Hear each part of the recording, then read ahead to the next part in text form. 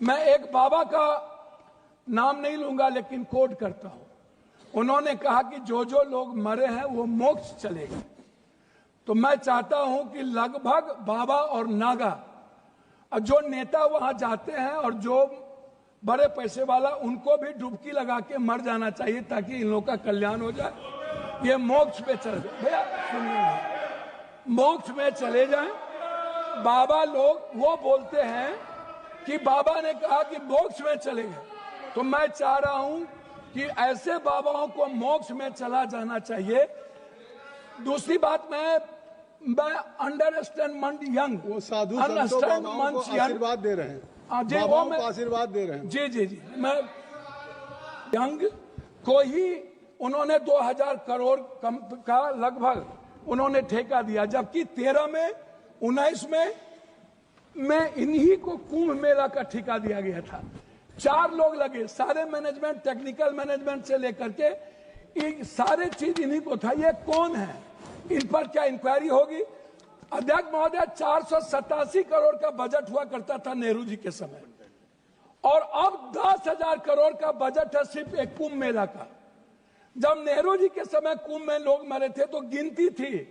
जब दुनिया में सोशल मीडिया, इतने बड़े मीडिया प्लेटफॉर्म पे इतना बड़ा बड़ा हमारा मीडिया है, सब कुछ है, एक बार गिनती नहीं हुई, जबकि 600 से लगभग लोगों का कहना है, वहां आंखों देखे, मेरा नहीं कहना है, कि 300 और 600 के लगभग लोगों की लाशें गई और उसको हिंदू रीति से नहीं जलाया गया।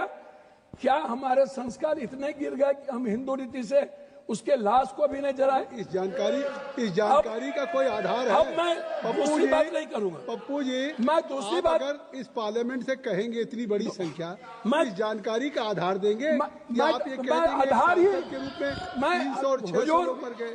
हुजूर, मैं क्या कहता, आप हमारे संरक्षक है, गार्जियन है, मैं अपनी बात उनके द्वारा कह रहा हूँ। दूसरी बात, श्री पप्पू यादव जी, धन्यवाद। धन्यवाद अध्यक्ष जी, मैं आभार प्रकट करता हूं और माननीय राष्ट्रपति महोदय जी के अभिभाषण पर बोलने के लिए खड़ा हूं।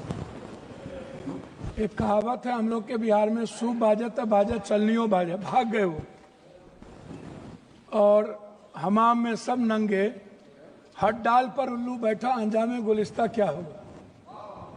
इन लोगों के कैरेक्टर को अभी हम बोलेंगे नहीं, वो चले गए, तो इन लोगों को हम इतना से जानते हैं, क्या क्या बोलते हैं ये, क्या क्या करते हैं झारखंड में, और कहाँ इनका ननिहाल खानदान, सब हमको बोलना नहीं चाहिए।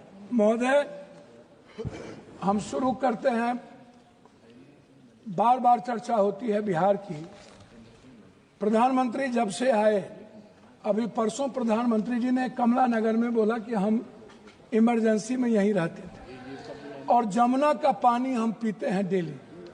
आप रिकॉर्ड उठा के परसों के स्पीच का सुनिए कि हम जमुना का पानी पीते हैं, हम कमला नगर में ही रहते थे।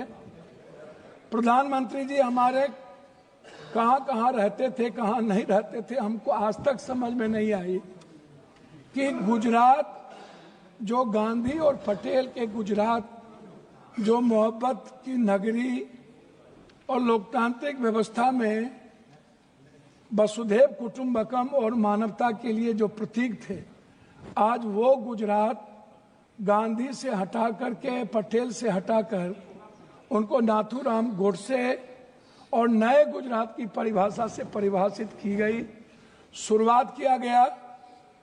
और जब आए तो उन्होंने काला धन, जाली नोट, 15 लाख रुपया से शुरू की, 2 करोड़ नौकरी, नोटबंदी, जीएसटी, आप उठा करके देख लें, एक भी वादे पर दोबारा, इतना प्रधानमंत्री की नोटबंदी सबसे अहम घोषणा थी, आज तक दोबारा चर्चा इस सदन में नहीं हुई कि नोटबंदी से किनको बेनिफिट मिला, किनको नहीं मिला, नोटबंदी से देश और किसान और महिलाओं की कितनी क्षति हुई, व्यापारियों की कितनी क्षति हुई और मजदूरों के हालात क्या हुए। अध्यक्ष महोदय, जीएसटी के को आप उठा के देख लीजिए, हर व्यक्ति के जेब से पेन, कलम, दवात, पेंसिल, चाय पत्ती, नमक, तेल, सब्जी, दाल, साड़ी, चप्पल, सब चीज पर 3 गुना जीएसटी। ये पैसा मिडिल क्लास के नीचे से लिया जा रहा है। पूरे देश में मिडिल क्लास के पास पैसे नहीं बचे, ना तो नोटबंदी के बाद और ना इतने करे जीएसटी लागू होने के बाद। तो नोटबंदी और जीएसटी को आधार कहता, लोग कहते हैं हंडी के एक चावल से पता चलती है कि चावल पक गई। अब प्रधानमंत्री जी तिबारा आ गए, 3 बार देश के लोगों ने इन्हें बनाया। हम आपसे कहना चाहेंगे कि अभी जो कुंभ की बात है, प्रधानमंत्री जी हमारे हिंदू के सबसे बड़े, सनातन के विचारधारा कहते हैं कि मैं सबसे बड़ा हूं। मैं एक बाबा का नाम नहीं लूंगा लेकिन कोट करता हूं। उन्होंने कहा कि जो जो लोग मरे हैं वो मोक्ष चले गए। तो मैं चाहता हूं कि लगभग बाबा और नागा और जो नेता वहां जाते हैं और जो बड़े पैसे वाला, उनको भी डुबकी लगा के मर जाना चाहिए ताकि इन लोगों का कल्याण हो जाए। ये मोक्ष पे चले जाए। भैया सुनिए, मोक्ष में चले जाएं।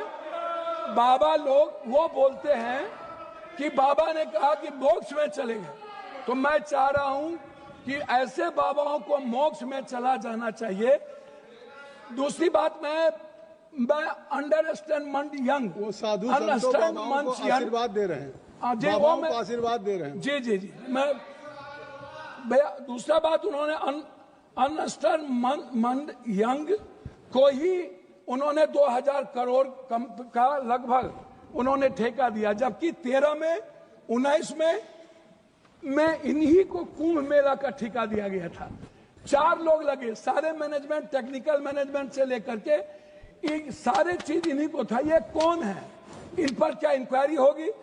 अध्यक्ष महोदय, 487 करोड़ का बजट हुआ करता था नेहरू जी के समय, और अब 10,000 करोड़ का बजट है सिर्फ एक कुंभ मेला का। जब नेहरू जी के समय कुंभ में लोग मरे थे तो गिनती थी। जब दुनिया में सोशल मीडिया, इतने बड़े मीडिया प्लेटफॉर्म पे इतना बड़ा बड़ा हमारा मीडिया है, सब कुछ है, एक बार गिनती नहीं हुई, जबकि 600 से लगभग लोगों का कहना है, वहां आंखों देखे, मेरा नहीं कहना है, कि 300 और 600 के लगभग लोगों की लाशें गई और उसको हिंदू रीति से नहीं जलाया गया। क्या हमारे संस्कार इतने गिर गए कि हम हिंदू रीति से उसके लाश को भी नहीं जलाए? इस जानकारी का कोई आधार है? अब मैं दूसरी बात नहीं करूंगा पप्पू जी, मैं दूसरी बात, अगर इस पार्लियामेंट से कहेंगे इतनी बड़ी संख्या, मैं इस जानकारी का आधार देंगे या आप ये कह देंगे आधार ही के रूप में 300 और 600 पर गए?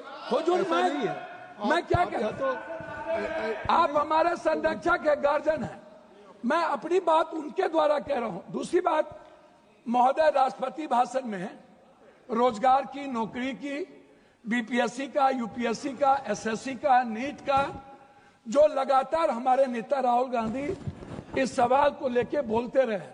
बीपीएससी में हमारे बिहार के बच्चों को मारा गया, लगातार धरना पे हैं, हम कोर्ट गए, लगभग पेपर क्वेश्चन लीक आउट होता है इस देश में। क्या कभी किसी पेपर, क्या कभी मिडिल क्लास या ओबीसी या ईबीसी का बेटा अब कभी नौकरी कर पाएगा? 3 बार प्रधानमंत्री रहते हुए आदरणीय प्रधानमंत्री जी के कार्यकाल में रेलवे की वैकेंसी नहीं निकली, बैंकिंग की वैकेंसी नहीं निकली, लगभग अग्निवीर हो गया। और इतना ही नहीं, नियोजित और संविदा की खेती होगी, परमानेंट नौकरी अब नहीं मिलेगा, नौकरी लगभग प्राइवेट की ओर चला गया। तो प्राइवेट में तो अध्यक्ष जी आरक्षण है नहीं, तो ओबीसी, ईबीसी, एसटी, एससी का बच्चा तो गया। आपने तो हमला कर दिया है आरक्षण पर, 67% आरक्षण नहीं देंगे। अब जाति जनगणना की बात बीजेपी के मुंह से शोभा नहीं देती। मैं कुछ और नहीं कहूंगा, मैं सिर्फ इतना कहूंगा बिहार के बारे में कि जब बिहार की चर्चा होती है, जब ये लोग करते हैं, अभी मैं आपको एक ऐसा चीज दूंगा अध्यक्ष महोदय, एड्रल इंडस्ट्रियल सॉल्यूशन कंपनी, ये निजी कंपनी में सहारा इंडिया भी आता था। सहारा इंडिया लगभग 3 करोड़ लोगों का पैसा अभी झारखंड आप तो किसी भी स्टेट के साथ सौतेलेपन का व्यवहार करते हैं। आप तेलंगाना देखिए, बेंगलोर देखिए, झारखंड देखिए, झारखंड का आप जीएसटी का पैसा नहीं देते हैं। झारखंड की बंद पड़ी फैक्ट्रियों का आपके रीजन में बंद हुआ। झारखंड में झारखंड की इकोनॉमी की स्थिति क्या है, आप उस पर चर्चा नहीं करते हैं। आप बंगाल पे भी चर्चा नहीं करते हैं।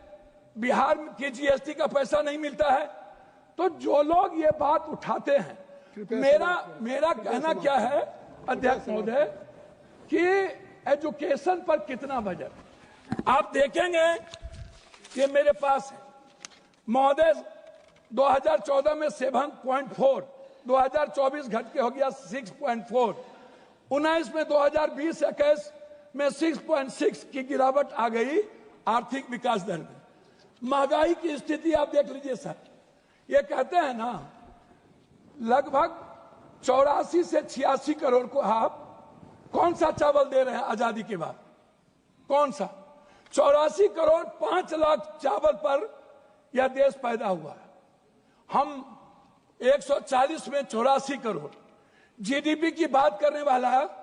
हम उनसे पूछना चाहेंगे कि मेरे रुपये की गिरावट कितनी है, मेरी वैल्यू कितनी है, कृपया सब और पर कैपिटा इनकम सर वही हम आपसे है। 9 मिनट हो गया। सर मैं बिहार के बारे में कह के बंद करता हूं जब आप कह रहे हैं। तो मेरा कहना आपसे ये है, अभी तक भी तो आप बिहार मेरा कहना ये है कि आप की जो विदेश नीति है, अभी बांग्लादेश, सर वही आ रहा हूं सर, बांग्लादेश गए थे आईएसआई के चीफ, 3 दिन वहां रहे।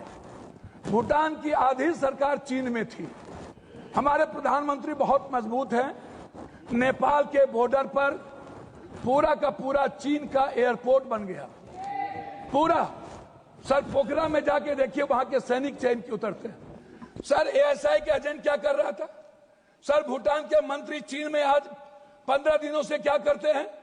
बांग्लादेश दुश्मन, नेपाल दुश्मन, पाकिस्तान दुश्मन, वियतनाम दुश्मन, वियतनाम चला गया, ताइवान चला गया, चीन हमारा दुश्मन, सबसे बड़ा दुश्मन चीन। अब कंक्लूड करें। सर कंक्लूड करें। हम सर बिहार के बारे में सिर्फ आएंगे। सर मेरा आग्रह है 2 मिनट सर, 1 मिनट, कि बिहार में क्या मिला? सर हम भीख मांगा क्या बिहार के द्वारा? क्या नहीं मिला? सर मेरी बात सुनिए ना, विशेष राज नहीं मिला, विशेष पैकेज नहीं मिला, बंद पड़े फैक्ट्री, डालमिया नगर से शुरू करता हूं, चीनी मिल, पेपर मिल, दालचीनी मिल, सिल्क मिल, बंदूक फैक्ट्री, आप उठाइए, आप उठा करके देखिए, सिल्क मिल, जूट मिल। सर मेरे यहां बनमनखी में चीनी मिल बंद हो गया। जब फैक्ट्रियां नहीं रहेगी, जब फूड प्रोसेसिंग पर हम फैक्ट्रियां नहीं देंगे, जब हम मछली उत्पादन को फैक्ट्रियां, बार बार चर्चा होती है। सर मैं बात को खत्म कर रहा हूं, मैं अपने क्षेत्र की बात करूं। सर मैंने अपने क्षेत्र में मैंने कहा कि हमारा जो बॉर्डर है बांग्लादेश नेपाल, इस इलाके में एक एम्स मैंने पूर्णिया के लिए मैंने डिमांड किया। मैं सभी जगह सब स्टेट में 2-3 हाई कोर्ट बेंच है, लेकिन मैंने आग्रह किया कि हाई कोर्ट बेंच हमको कम से कम पूर्णिया में। सर 1 मिनट करेंगे सर, एक मिनट। हमने मांगा हमको हाई कोर्ट बेंच दिया जाए। सर हाई कोर्ट बेंच अभी तक जब आपकी बात। सर एक मिनट हमने IIT की बात हमने की सर पूर्णिया के लिए। Sir 1 minute. हम पूर्णिया में आप कहते हैं मखान बोर्ड, मैं कहता हूं सर दुनिया का 94% कोशिश सीमांचल मिथिलांचल में होता है, तो बोर्ड गठन से नहीं होगा सर, हमारी प्रोडक्ट से हमारा सर उत्पादन की बात मैं कर रहा हूँ, कर रहा हूँ सर हाफ मिनट मिला, हाफ मिनट सर मैं मक्का और मखान और दूध की प्रोसेसिंग पर मैं आपसे सिर्फ आग्रह करूंगा। हमारा इलाका सबसे गरीब है, सबसे ज्यादा पलायन है। सर मैं एक डिमांड करता हूं आपके द्वारा कि हमें पूर्वांचल के लिए एक मंत्रालय का यहां से गठन हो, जो हमारे पूर्वांचल का विकास नियमित हो। दिल्ली में पूर्वांचल के लोग आते हैं, वो बहुत परेशान हैं। मेरा आग्रह है कि पूर्वांचल मंत्रिमंडल का गठन और वहां से विकास हो। धन्यवाद सर।